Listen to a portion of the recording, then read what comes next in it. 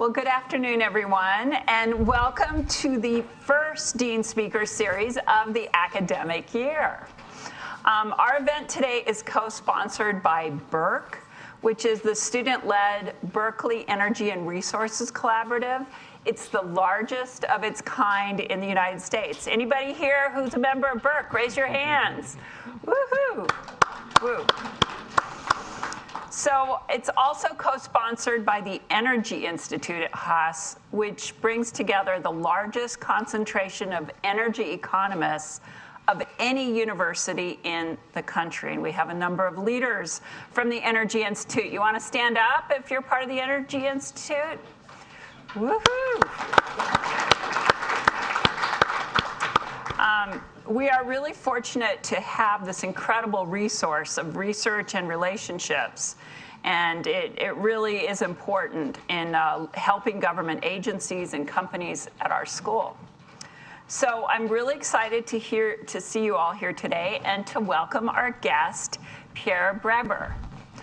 We're especially delighted to host Pierre because he's coming back to his alma mater.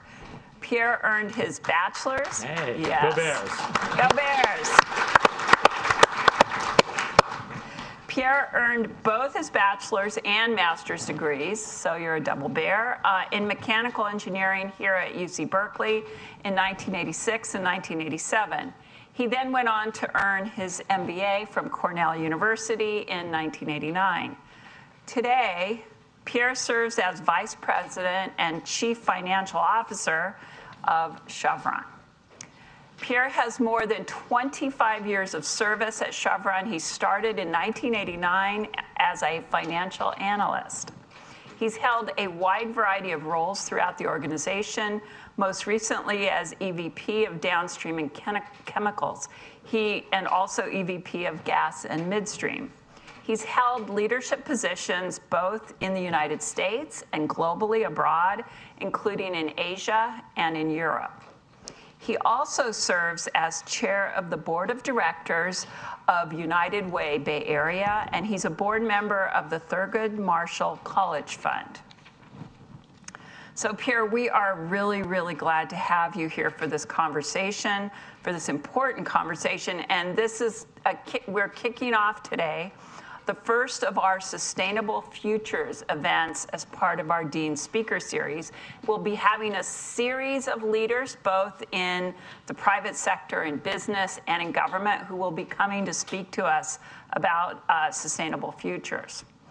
So we created the Sustainable Futures track here at Haas because we believe that developing a sustainable, climate-resilient economy goes into every aspect of business, whether it's agriculture, real estate, energy, finance, anything.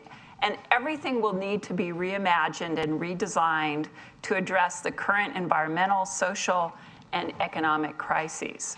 We really believe here at Haas that addressing our climate crisis and transition to a carbon-free energy source is an integral component of the world's sustainable future.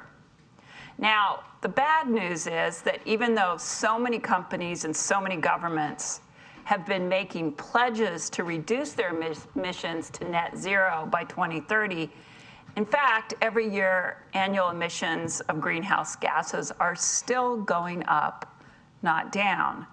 We know from recent IPCC reports that just stabilizing emissions isn't enough. We need to cut emissions to net zero by 2050. But actually, more urgently, we need to cut them in half by 2030, which is only 8 years from now. Now, the good news is a lot can happen. We already have a lot of the technologies that we need, and the cost of those technologies to cut emissions, especially in renewable energy, is really falling quickly. Now, climate change isn't just about risk. It's also about incredible opportunities. That low-carbon transformation can lead to better quality jobs. It can lead to health benefits as we reduce our pollution levels. It can create many new and exciting companies, which I really hope that Haas and Berkeley students and faculty will be leaders in. It can also help disadvantaged communities, and it can be a terrific investment opportunity. So to ensure that we reach these goals and this transformation, we really need to have leaders who can lead these transformations. And although I'm very heartened to see the recent legislation that was passed by Biden's administration on climate change, I personally believe that it is business that is leading right now on climate and on sustainability. So today's conversation is one important step in this effort. So we're very, very grateful to Pierre for being here with us today so that we can have this important conversation as we work to educate the next generation of sustainability-focused leaders. So please join me again in welcoming Pierre Breber.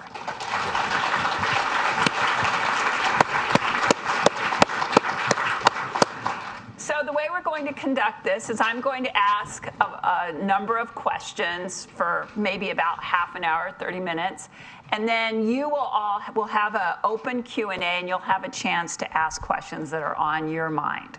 So I'm just going to start with my first question. So you began your career as a financial analyst at Chevron, and today you're the CFO. So tell us a little bit about this journey. What are some of the experiences that shaped this journey, and what has really led you to stay all these years at Chevron? Thanks, Ann. Thanks, everyone, for joining us. Well, it started here. 40 years ago, hard to believe, I was a freshman in the engineering school, and as a junior, I took a class from a professor, and he invited me to work in his research lab, and he was doing combustion research. So I had an engine lab, ended up working with him, ended up at Lawrence Berkeley Laboratory, and really that's when I was exposed to energy and was fascinated by it. As you said, I later went to Cornell and got an MBA, and I'm from this area. My future wife is also from this area, and I want to stay connected. And so energy and the Bay Area really led me to Chevron. And I'm really pleased that I've been able to have the career at Chevron and keep connected to the Bay Area and all the friends and family that we have here. The third element really is being happy. And I hope all of you find happiness in your professional career. You've invested a lot of time in your education. And I've been happy for 33 years. And so the first thing I'd point to is my ability. I was able to balance work and life at Chevron. It's a value that the company respects and supports. And as important as our professional life is, it's way more important that I'm a good father to our 3 kids, a good husband to my wife of 26 years, a son to my mother who lives not too far from here, brother to my 3 sisters, and on and on. So all the roles we play outside of work require time and that balance. And I've been able to maintain that, and that's part of what kept me at Chevron. I did have professional growth, and so I've had new opportunities, had a chance to live different parts of the world. All that was part of keeping me happy. And then energy is intellectually challenging. I read the Energy Institute's Monday blogs every week. It's fascinating to work in energy, the geopolitics, the technology, obviously the environmental impacts, the economic impacts, the role it plays in the underlying economy. So all those things is part of the reason why I stayed at Chevron and why I'm still happy and honored to be CFO. Thank you. So, I mean, you've had so many different roles, and you've been there for a while since you finished your MBA. How has your leadership style evolved in taking on these larger and larger roles? And one of the questions we've been asking our leaders who come to this event is, and did the pandemic really change how you yourself lead at Chevron?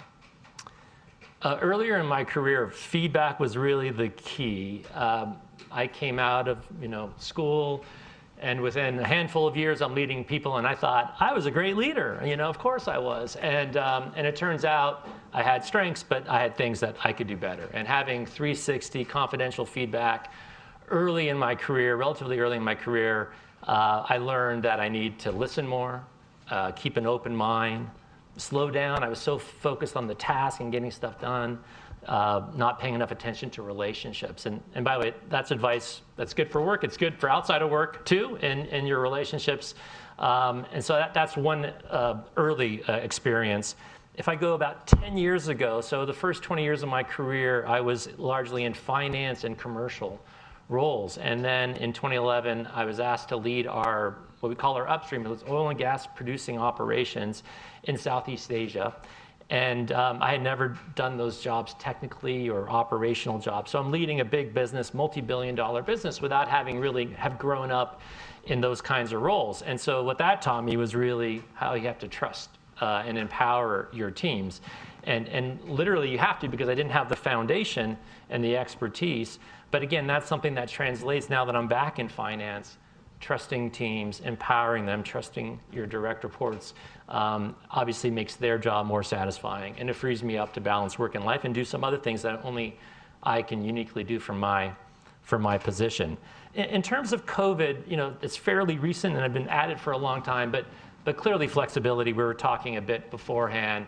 COVID has taught us that for our type of work, at least office work, it's an activity, it's not a place. You know, when I joined the Chevron, you showed up, you know, every day and 8 to 5, 9 to 5, whatever it was, for a job you could do from your living room, almost even back then, maybe not quite.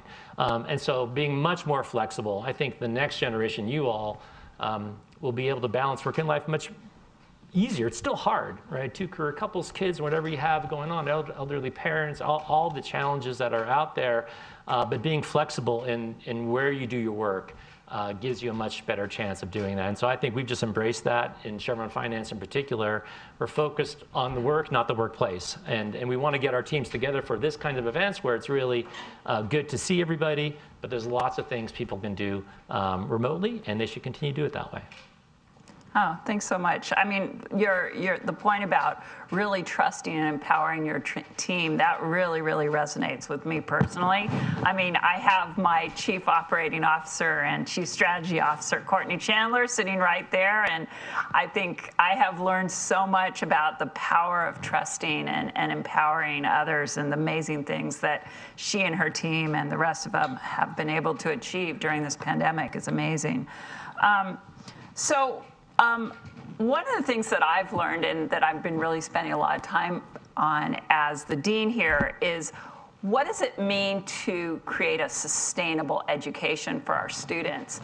And one of the things we've decided is that we're not just trying to educate the chief sustainability officer who will be over in this one office in the company and will do whatever it takes. What we're trying to do is we're moving towards an education where students, no matter what role they're going to take in the company, whatever role that is, they will have a sustainable viewpoint as they take on that task. So I'm kind of wondering, what do you think about that? Is that the way you're thinking about sustainability in terms of your employees and your own role at Chevron? Absolutely. You know, ESG, which really is probably what underpins sustainability, is a mega trend that has only accelerated. And it reflects the interests of many of our investors who, of course, want to save for retirement or teachers' funds or university endowments. They want to grow their savings and grow their wealth for some future expenditure. And they want to also contribute to society's meeting objectives and making society better and the ability to do both. And so that underpins our shareholders and investors all across the market. Our primary objective is to safely deliver higher returns and lower carbon. And it's a simple message: higher returns, lower carbon. And it's meant to capture and balance our fiduciary responsibility to our shareholders, who are, again, teachers and firefighters and folks saving for retirement. And so they earn a good return on their investment. And lower carbon is to do our part to address the risk of climate change and society's objectives to, as you said, Anne, reduce emissions. And so it's central to our message to our investors, and it's central to our employee. Every employee can connect to how can I make this asset higher returns, how can I lower costs or add revenue. And every employee can do something to also lower the carbon of whether it's our traditional business or our new energy business. So it is something that our employees have rallied around. It's very clear and simple, and it's as CFO, I spend a lot of time in this space because probably the number one question, I think we'll get to this, Anne, that Chevron shareholders have, or the market has, is how does Chevron sustain higher returns in a lower carbon future? And so that's a really important part of my job. We will definitely get to that question. But let me ask you a little bit more about your role as CFO. So in this role, you have wide responsibilities. You oversee the tax, the treasury, and the investor relations worldwide. So Chevron's in over 100 countries. You're one of the largest companies in the world. What are some of the unique opportunities that this role has afforded you, and what are some of the challenges that you faced? The global part of the company is something that always appealed to me. It's a big world out there, and billions and billions of people, and all kinds of all across the continents. And I've been having to travel to every continent. I've lived in 2 other continents. I've worked with people from all around the world, and that is just that's part of what attracted me to energy and attracted me to Chevron. The reality is there's a crisis somewhere in the world almost every single day in Chevron, just because there's so many countries, something's going to happen. But trust and empower teams, we have really good people locally that can manage that and do manage that. So what is unique in terms of challenge and opportunities for me is really this investor, it's what we call winning back investors. So energy has underperformed the market over the last 10 years. It's done pretty well the last year plus, but if you look over 10 years, it has underperformed the broader market. And we have investors, large institutions that owned more of our shares, and that we have not convinced them or shown them that we can sustain higher returns in a lower carbon future. And so that's really what is the challenge, but also the opportunity, and a big part that's unique to my role. So that actually brings me to my next question, which is, over these decades, how have you seen attitudes towards the oil and gas industry shift? In particular, I guess the question is, have you seen investors change their perception of the oil and gas industry, or are they changing their perceptions? Over 33 years, you see a lot. Yeah, I bet. And so we've seen, the Asian crisis in the late 90s, when the economists said oil was never going to become more than $10 a barrel, a headline story, to Beijing Olympics in 2008, and oil goes over $140, to the economic crisis in 08, 09, and COVID. Seen technology change to where we can produce oil and gas from areas we never thought we could. We've seen, again, a lot around the geopolitics. I mean, I'll just step back and say, experience is a really nice thing to have. I mean, it's wonderful to be young and going to school and learning. And again, that was 40 years ago for me now. And one thing about having been around is you see a lot. And so when COVID hit, we were prepared. We knew what to do. I called the 2 CFO predecessors just to make sure I wasn't missing anything, but we had a playbook because we'd been through 08, 09. For us, 14, 15 was another time when oil prices decreased in about 50% almost overnight. And so we knew what to do. And so that is, that's comforting, because in what could be a stressful situation, we knew what to do. In terms of investors, again, it's in 2000s, it ran up along with oil prices. And then there really are 2 big investor shifts. And so if you go back about 10 years, oil prices were $100 a barrel, but investors started to decrease their weighting to energy, primarily because they felt we were over-investing. And in hindsight, we were, in that the view at that time is that oil and gas was scarce, we were running out of it, and we needed to go after higher cost supplies. And the market corrected, and a lot of those investments were low return. And then prices sort of bounced back in 17, 18, 19. That's really when ESG kind of became very mainstream. And that's when investors said, okay, well, maybe you're making money now, but how do I know you can make that money again in a lower carbon future? So for sure, we've seen investor sentiment change during the whole time, but in the last 2 moves have been, again, for the most part, negative, and that's why we're trying to win them back. And I feel we have actions and answers to both why we're much more disciplined with capital, why we'll generate higher returns, and we have very clear strategies and actions how we're part of a lower carbon future. So actually, that brings me to my next question. A lot of companies and individuals defines sustainability in a lot of different ways. So I'd love for you to just give us kind of the big picture. How does Chevron define sustainability? And what you say you're moving towards a low carbon future. What kind of measures is Chevron putting in place to meet those sustainability goals? Well, we put out a sustainability report. I encourage anyone to read it.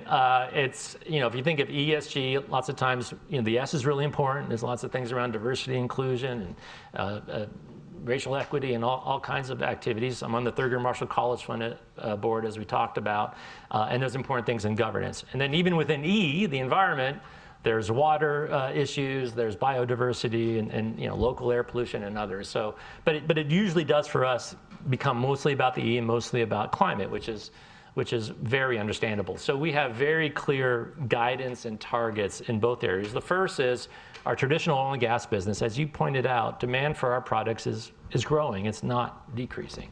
And we need to meet that demand. If we don't, prices will go really high, and that's not good either. So, but we want to meet that demand at the lowest carbon possible. So we're a top quartile producer, which means that 75% of the oil and gas that's produced in the world today is produced with higher carbon intensity than what we're doing. And then we have targets by 2028 to lower that further. So we'll be 35% lower by 2028 than 2016 when the Paris Agreement was signed.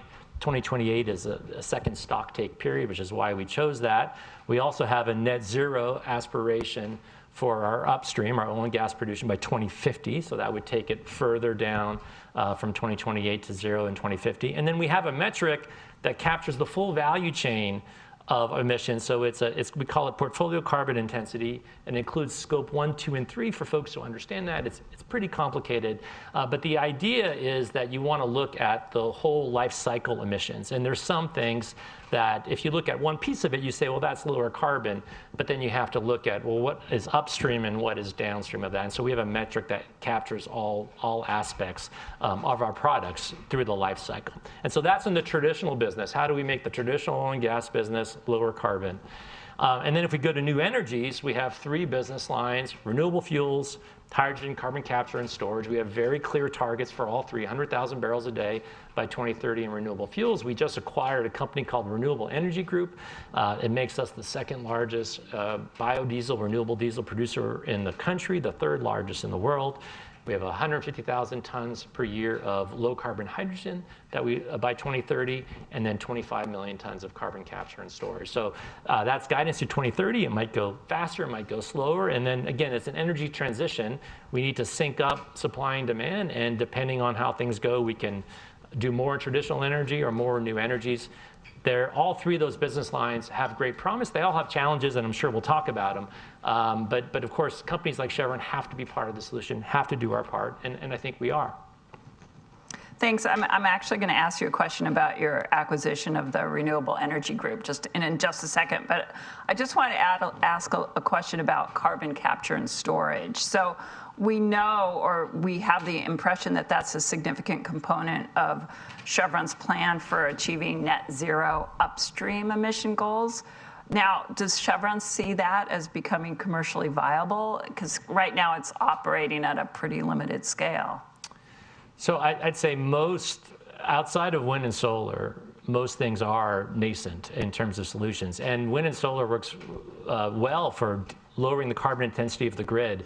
It doesn't help United Airlines fly people across the country. It doesn't help cement manufacturing. It doesn't help heavy duty transport, 18-wheelers on the interstate. So there's a bunch of hard to abate sectors where renewable fuels, hydrogen, carbon capture, and offsets can be the solution. So in terms of carbon capture and storage, it's not just for our own emissions. Again, there's industrial emitters.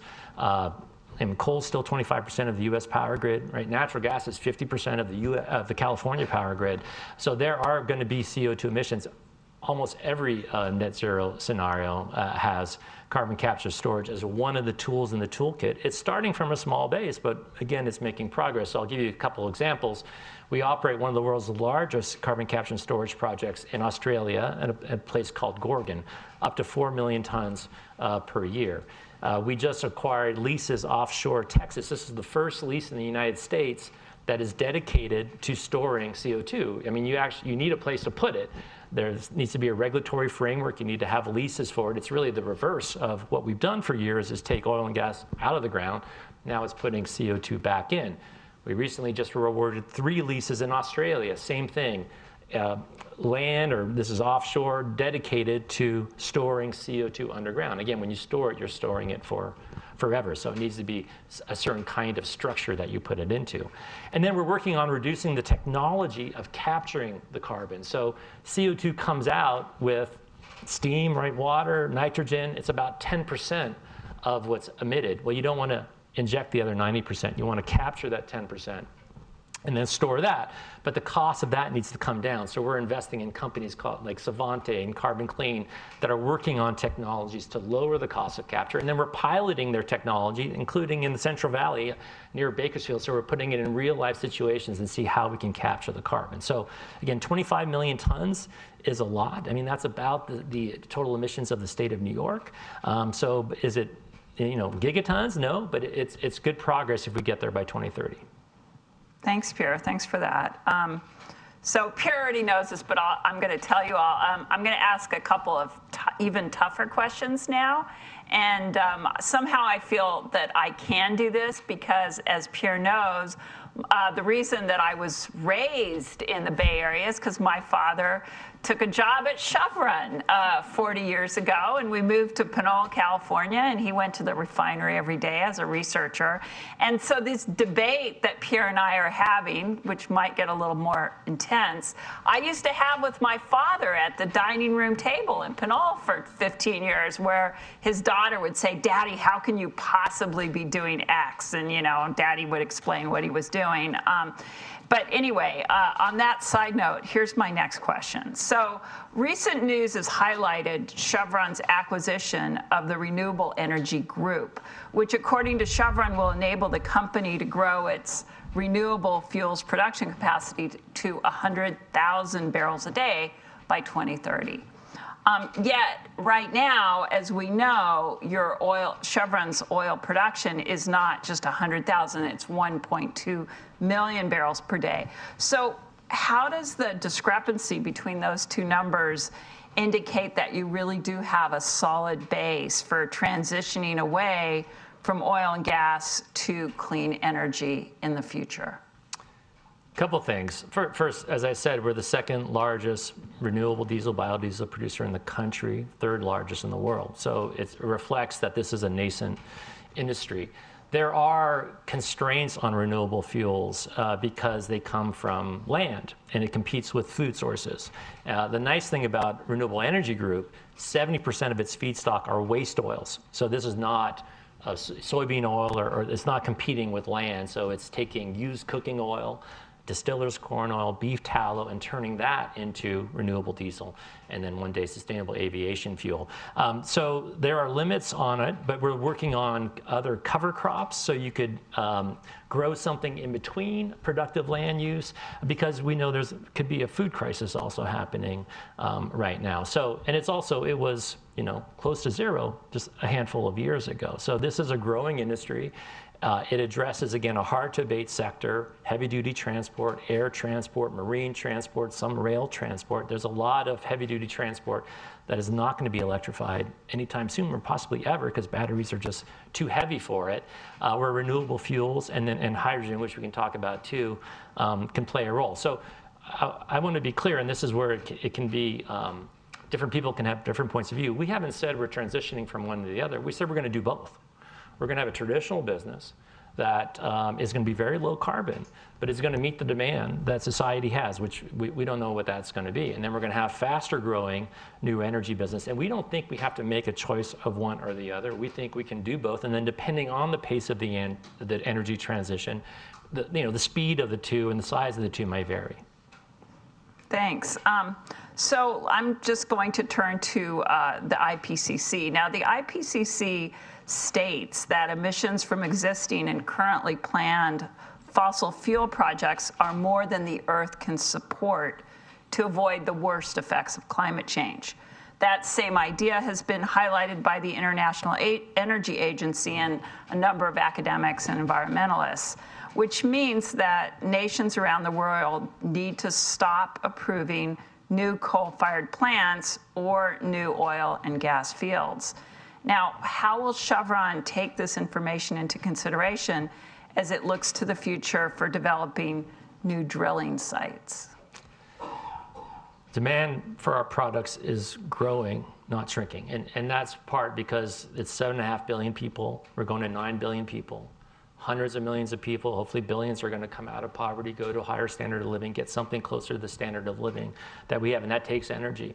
And again, wind and solar, there's lots of renewable power, but power is one part of the energy mix. So we see a role for traditional oil and gas. Now, again, I said we're top quartile. We intend to go even better than that. But also, we're 2% of the traditional oil and gas market.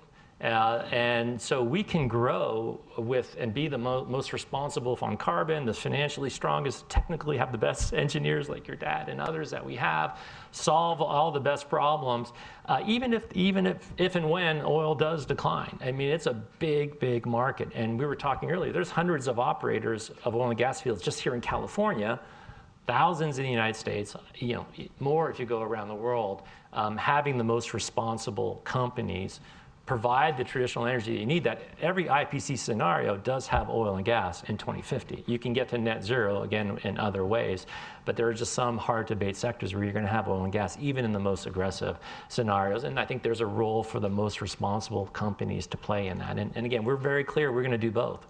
We're going to be a really strong, responsible traditional energy provider, and we intend to be a new energy provider.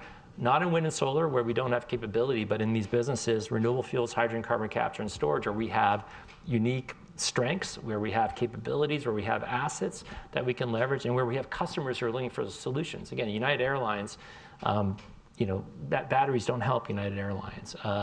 Heavy-duty transport, 18-wheelers, that batteries, EVs, electrifying that is not a solution. Those companies have serious climate commitments and pledges too. They're going to work, if they don't work with us, with Chevron, they'll work with other companies. They'll fund startups because they are very serious about addressing climate change too. We want to work with our customers and help develop those low carbon solutions for them and meet the demand that exists, whatever it's going to be. We don't know what it is, but it's, again, Jason Bordoff of Columbia talks about there's a gap between ambition and where we are right now. We need to be clear-eyed about where demand is, where the world is with 7.5 billion people going to 9 billion people, and we need to meet those energy demand needs, and we need to do it in the most carbon efficient way.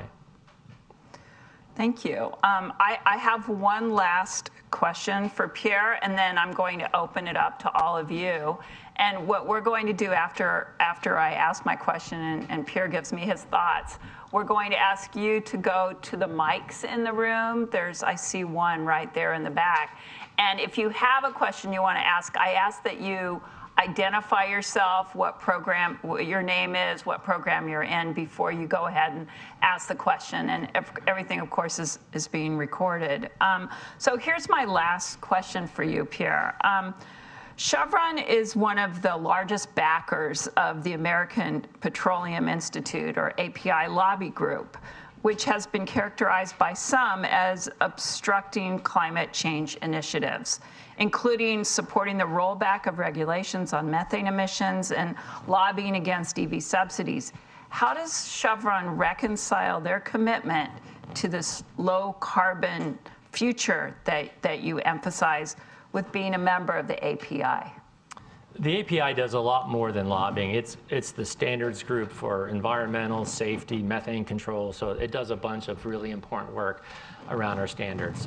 And it does lobby. It has a climate action program, and I encourage you to read it. It's pretty good. Not all climate policy is good policy. I think reading the Energy Institute's blogs, there are policies that are supported, they're efficient and effective. And there are others that are less effective, less efficient. So we're absolutely, it's going to be a lower carbon future. That's clear. How we get there, what the best policy for that is something that I think reasonable people can debate. And again, every Monday I enjoy reading it because it's really complex. What are the trade-offs on affordability, energy security. Just this one on Tuesday, because of Labor Day, on heat pumps, which would sound like a very simple decision. And it turns out it's really complex because of the refrigerants and the greenhouse gas heating from those refrigerants when it leaks. And so it takes a lot of smart people having really healthy discussions. It's complicated. We're dealing with externalities. That's something that economics, struggles with. So we support a price on carbon. The API supports a price on carbon. But the reality is most of the policy is really kind of picking winners, and that can work, but it can also have some unintended consequences. Thank you so much. We open the floor to questions, and please do go back and read your, we'd like you to use the mic so that those who are viewing this virtually can hear the questions. And we also ask that you identify yourself. Hi, my name is Julia. I'm a law student here. You've talked a lot about reputation and the reputation of Chevron and the oil industry and how that's important to your investors and your financial future. There was a study published in February of this year in the journal PLOS ONE, which is a very legitimate scientific journal, that found that Chevron, Exxon, BP, and Shell use terms like climate, low carbon, transition to talk about strategies for decarbonization and how you are making actions on clean energy, but in fact, you are not making any of the capital investments on the scale that we need, according to the IPCC, and a massive majority of scientists around the globe. And these scientists concluded that the transition to clean energy business models is not occurring since the magnitude of investments and actions are not matching the discourse. And I haven't really heard anything from you about actual tangible actions that are happening. And I'm kind of wondering if you're just here to launder your reputation with this group of esteemed students who are young and impressionable, and they might make this transition like the moderator has from questioning to being bought into this system. It is 122 degrees in the Central Valley right now. There are records being broken. I don't know how you face your children at the dinner table every night and tell them what their future is going to be like. I am up every night terrified because of you and what you and your comrades are doing for this economy. I don't understand what purpose you have here besides to launder your reputation. So is that the question? That is my question. Why are you here? Why are you here? And what value is this actually serving besides to get a bunch of people to buy into this future you're trying to sell us? And I think it's important that we're in the shadow of Richmond right now, and there are health consequences in Richmond that the Black and brown communities are facing because of pollution in this. I grew up here. I am from here. Chevron has done nothing for me. So why are you here? Okay, thank you for your question. Pierre, please answer that. I was invited here. Why were you invited here? That's another question I have. Please give him a chance to answer the question. Thank you for your question. There is more investment going into lower carbon than in traditional energy. If you look at the numbers, it's like $700 billion, $1 trillion across the globe. It's almost all going into wind and solar. Some of it's going into like Tesla and EVs. A lot of the car companies are investing in that. And traditional oil and gas is 300 to 400 billion globally. Many experts are concerned there's not enough investment going into traditional oil and gas. There's a crisis in Europe right now where natural gas is costing 10 times what it is in this country, where people can't pay their utility bills because it's so expensive. And that's clearly exacerbated by the Russia-Ukraine conflict, but it's also tied to an underinvestment. And I understand the concerns that you're expressing, but if we just decrease supply while demand is still there, then all we do is make it unaffordable for people. We can maybe view energy as something that we always have, but billions of people on this planet don't have access to any energy. So I understand your points of view. We are not, I don't think I actually used the word reputation anywhere. I think I referred to many actions, I won't repeat them all. We're the second largest renewable diesel, biodiesel producer. We talked about we're doing carbon capture. We're taking real actions. It's an energy transition. It's not a light switch. It can't happen overnight. It's a massive, the policy support and the investments that are being made are absolutely massive. They're unprecedented. But the size of the energy system is underestimated by many, and it's understandable. You can't all be experts on it, but I'm here just to have a healthy discourse, and I appreciate coming back to my alma mater, and we're doing our part. We really are. I think the point from the API about supporting the API was pretty relevant to what you just said. The reason that we're in this position and we have this reliance upon fossil fuels is because of lobbying that your company has done for the past 33 years with you involved. As far as I'm concerned, you should be tried for crimes against humanity at The Hague. Thank you very much. Thank you, thank you. I mean, we are here to have a serious conversation, so I appreciate the next. Let's hear the next question. Yeah. Hey, Pierre. TJ Considine, second-year MBA student, also on the Burke executive team. And I want to ask about your investments in carbon capture. And I want to ask because, to the point that the last question made, we are moving late to prevent a climate crisis. And a lot of that was because of lobbying done by the API and effectively Chevron. And so I do believe that Chevron has a larger responsibility than almost anyone to help invest in those types of technologies. So within carbon capture specifically, this is multi-part. You mentioned CCS, and typically that's put on an industrial source of carbon emissions, so like a natural gas power plant or an ethanol plant. And those plants are still emitting net new carbon. Are you investing in true carbon removal, where you're pulling carbon from the atmosphere and putting it underground? Second part, when you alluded to the storage of carbon that you're doing today, is that enhanced oil recovery, or is that true carbon removal? And then third, you mentioned, sorry, I know this is multi-part. Third, you said 25 million tons of CO2. I agree that's a lot, but that's not nearly on the scale that we need. The National Academy of Science states that we need to remove 10 gigatons, 10 billion tons annually by 2050. And I would love to hear your thoughts on how Chevron is going to make that happen. So if you read Bill Gates' book, transportation is the fourth largest source of greenhouse gases, right? Industrial, power generation, agricultural land use, and then transportation. Turn every single vehicle, light passenger vehicle on the planet, 1 billion of them, turn them electric overnight, power them all with wind and solar overnight, and you've dealt with 10% of greenhouse gas emissions. It's a big, complex world out there. And to think that coal, by the way, is 25% of the power grid here, 75% in China and India, hundreds of millions of people aspiring to a higher quality of life, a life that we take for granted, that's not available to the vast majority of the people on this planet.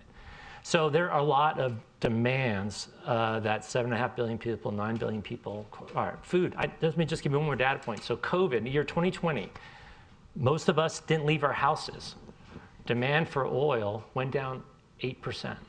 So that means just supplying, moving essential workers, essential products, housing us, feeding us, that's oil. Natural gas went down 1%, because that has other industrial applications. So we didn't even drive or fly or do anything, and it was barely demand. So we require a lot of energy to support the system. We're providing that energy. So I don't accept your premise that we are causing this. We are providing the energy that's needed today, and we are providing the energy that'll be needed tomorrow. So on carbon capture. Really quickly, just to jump in, I don't think that you are causing this. There is true demand for fossil fuel, and you're right. We need to help developing nations achieve poverty alleviation. I think there's absolutely a role for fossil fuel, but we're moving very late. We could have been making this transition 10 years ago, and there was a political discourse in this country and in other places that denied climate change, and a lot of that was actually funded by the API and Chevron. So in 1986, I was here. I wrote a paper on climate change. Climate change has been well known for 100 years, and the science has been, we've never challenged the science, so I don't accept that. Let me answer your specific questions. On carbon cap, no, it's not for EOR. Our project in Australia is taking CO2 and putting it in the ground. Removing it from the atmosphere, well, it gets into the atmosphere from emissions, so I don't see the distinction between direct air capture. We are doing some stuff in direct air capture. The challenge is when you're trying to remove 400 ppm versus 10%, it's very dilute. You'd rather go after the 10% concentration emissions than the dilute 400 ppm that's in the general atmosphere. There's room for both, and if there's technology that can do it, absolutely we're going to do it. And did I miss one of your questions? I asked about the scale of CCS. The scale, yeah. Again, 25 million tons would more than offset ours. It's the size of the state of New York. We're just one company. It's going to take a lot of smart people, a lot of you. We talked about the Climate Solutions new program that Cal is going to do. There's a climate school at Columbia. Look, it's going to take a lot of smart people working together to figure this out, and we're doing our part. Right. Thanks for your question. Thank you. There's a lot of questions. A lot of you want to ask questions, so maybe you could try to make one question so that the others behind you get to ask their questions too. And please identify yourself. Sure, thank you so much. My name is Varun Shetty. I'm from the MBA program at Haas School of Business. So I come from the conventional energy industry. So I was a program engineer, as a project engineer for Schlumberger. So we have worked with clients such as Chevron. One thing I'd like to correct from the previous answer, in India, the coal, it has been brought down from 75 to 55% right now. Okay. So just wanted to point that out. But my question is, even Schlumberger as a traditional oil service provider company, we have struggled with the transformation. I think COVID has done some good steps in helping push that on a faster track. But as a service provider, one of the struggles we face is that ultimately any technology we pour our R&D money into, we need client companies such as Chevron, BP, etc., to actually be willing to purchase and invest in those areas. And that is one growth area, like within Schlumberger, we have seen, take off slower than what we would have anticipated or liked or what is necessary to meet the climate goals. And I think some of the challenge comes from how you told is to convince our shareholders for going for lower carbon energy. And you mentioned that you guys are still figuring it out, but I wanted to understand if there are any concrete plans that you have to convince the shareholders that, this is the direction we need to move into. Because I, for one, really understand how big a role demand plays in, having the transition happen at a certain pace. But what are some of the solid plans that Chevron has in mind to convince its shareholders about how we need to really pick up pace in this transition? Yeah, thanks for your question. And I thought that number was current, but I think Ann said everybody is working on this. Last year, right around this time, we did a full energy transition spotlight. We only talked about our energy transition strategy. So it's something that is really essential to winning back investors. So I think the investors that have left energy in part have said, well, we don't understand how you participate in a lower carbon future.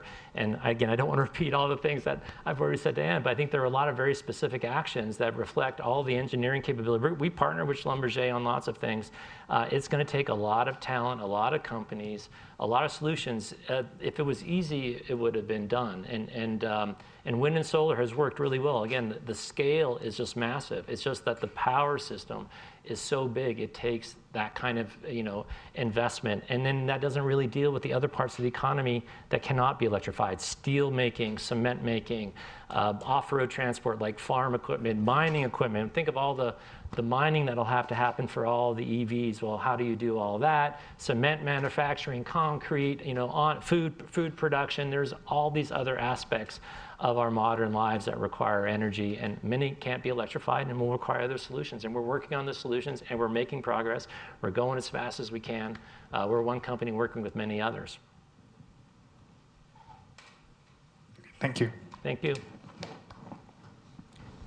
Hey, my name is Ethan Miller. I'm a law student here at Berkeley focusing on energy and environmental law. I'm also the co-president of the Energy and Resource Collaborative here. A note on that, I just want to point out green hydrogen does work for a majority of the applications you just talked about, and Europe's really focused on that. So I'd like to hear more about that, maybe at a later point. But my question is, from a legal perspective, do you think Chevron has a responsibility to pay reparations for some of its past actions? And I'm happy to elaborate on why. No. Again, we all consume all these products. If we're going to pay, then everyone has to pay because it's essential to modern life. And on green hydrogen, we're absolutely working on green hydrogen. It's just again, I said if you turned 1 billion cars to EV overnight and electrified them all overnight, which we don't have that scale today, you still have 90% of it. So can we all claim all the wind, solar just to make green hydrogen? Which you're right, hydrogen can work for a lot of these heavy-duty solutions. That's why we're in it. but there's only also so much wind and solar. So again, the scale of this is a big challenge, but again, it's also an opportunity, as Ann said, and it's going to take all kinds of smart people working together, and companies and capital and the Energy Institute here all working together to solve this. And we are making progress. I don't want this sense that we're not making progress, I disagree with. It's just a massive system, and energy demand keeps growing while we're trying to make this transition. I appreciate that. So I understand you don't think you should pay reparations. The courts might have a different view. There was a $200 billion settlement for the tobacco industry in the 90s following years of resistance from tobacco companies and different courts as well. Are you factoring that into your finances as the CFO in case there's a lot of litigation going on right now that could lead to large settlements? Is that something you're considering? We feel the cases are without merit, and we'll just see where they progress. Thank you. Thank you. We only have about 4 minutes left, so to give the students a chance to express their question, let's try to keep the question brief after you identify yourself. I'll be short. Hi, my name is Bing-Shu Chen. I'm a first-year MBA student here. In my previous job, I worked as a ESG due diligence advisor, helping a lot of the PE firms performing, analysis on risk and opportunities within the mergers and acquisition market. And as we can see, there's a lot of shift from the LPs that are focusing more on ESG topics. But very unfortunately, in the past 6 months, you can clearly see a shift downward, turning away from ESG topics and labeling them as greenwashing and a lot of the bad words to it. From my perspective, I think all of those topics are really good and important, but I can also see from the optically that it's greenwashing topics. So before we can prove that ESG topics, especially environmental sustainability topics, can be good for rate of return and then all those profit, what would you recommend on persuading businesses in terms of shifting towards a more sustainability focused method of performing and operating? So I think I said earlier to one of Ann's questions, ESG is a good thing. I mean, we all want to save for retirement and make society better. I think the moderation in ESG, I think ESG is a mega trend. It's going to continue to grow. It has moderated a little bit if you looked at Larry Fink of BlackRock, because it was putting, in his words, too much pressure on the most responsible companies to decrease supply while demand was still growing. And that creates a different dislocation in society.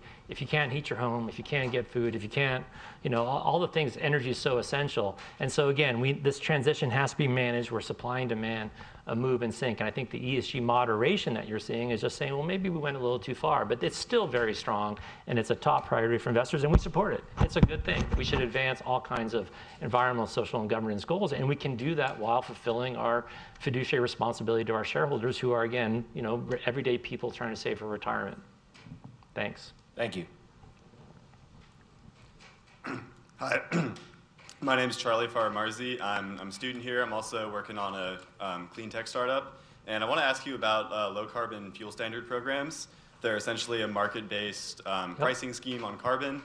How has these programs in California and in Washington affected Chevron's business model? And do you foresee a national low carbon fuel standard program being developed?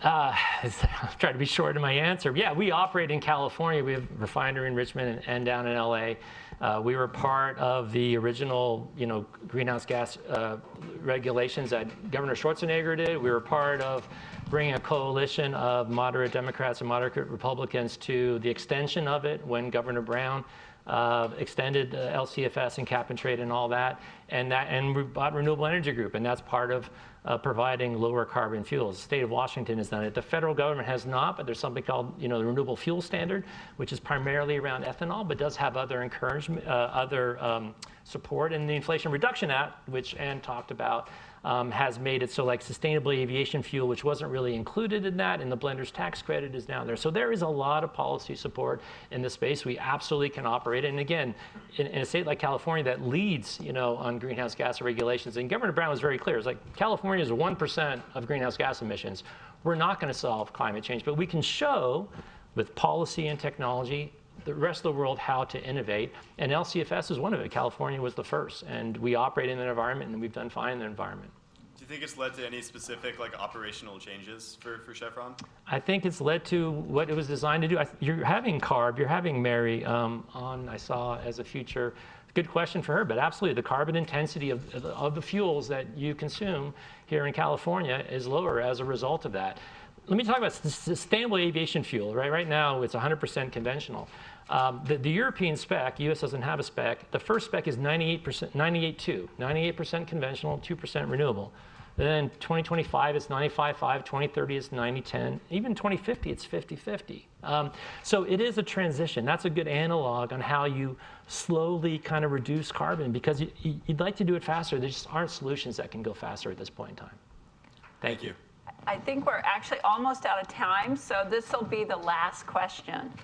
Perfect. Hi, my name is Alfredo Angulo. I am a fourth-year political science major. I'm also a lifelong resident of Richmond, where you have the second largest refinery in the state of California, as well as the second largest polluter in the state of California. The city of Richmond is one that experiences amongst the worst rates of respiratory illnesses in the nation, and that's largely attributed by scientists to the existence of the Chevron refinery in Richmond and 100 years of fossil fuel operations in the city. A couple years ago, the Bay Area Air Quality Management District passed a regulation called Rule 65, which required the refinery to largely reduce particulate matter emissions by using technology that has already been widely adopted by many refineries on the West Coast. The Chevron Corporation sued the Air District to block this regulation from taking place. You've mentioned a couple times that one of your goals is higher returns, lower carbon, and this was a great opportunity for the refinery to immediately, or at least very quickly, reduce carbon emissions here at home. And you guys fought that regulation, so if you don't want to reduce carbon emissions here at home, where is it that you want to do so? Well, I don't accept your premise that the Richmond causes those incidents. I mean, there's lots of other industrial activity. We are heavily regulated. Every air emission is closely monitored, and we comply with all of the standards. The very specifics of that is a technical question. It's not around carbon, it's around particulate, as you said, but it was really a mandated, way more expensive solution. It goes back to you want to do this economically, and we totally support reducing particulates. We don't support necessarily being told how to do it, and that's what we'll see what the courts determine. So we've been in Richmond a long time. I've been there many times. We are a constructive investor in that community. United Way's got big facilities in there that help out. We're a big taxpayer. We do our part to make that community better, and I just don't accept your premise. But thanks for your question. So we are out of time. This has been, I think, the most dynamic Dean Speaker Series that I have seen possibly since I became Dean 4 years ago. So I want to thank Pierre for his time today, for voluntarily coming out here, and for sharing his experience with the Haas students and the community. Students, we look forward to a sustainable future. We need to think big. Working on the biggest challenges with the biggest companies, creating the biggest transformations. We need your courage to engage in this kind of transformational change that will save our planet. So on that note, I think we should all give Pierre a big round of applause.